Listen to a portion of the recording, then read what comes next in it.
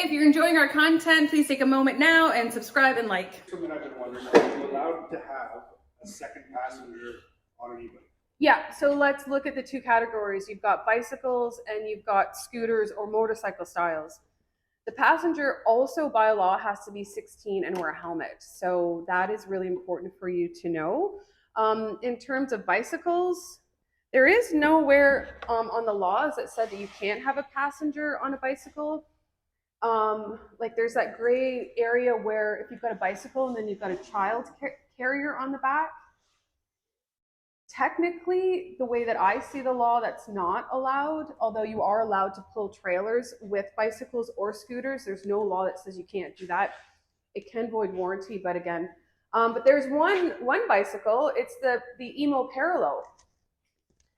This, and you'll see other ones online too. They're usually classified as cargo bicycles.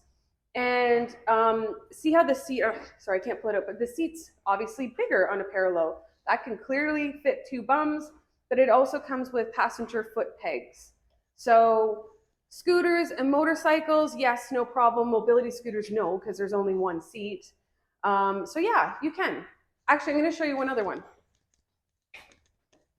I'll squeeze through here. Here's the emmo urban. This is like an in-between of a bicycle and a scooter, really. But you've got foot pegs here, and if you can fit two bums on there and the operator is capable of handling the weight of the passenger on there, then have fun, be safe, and be respectful, and you're good to go.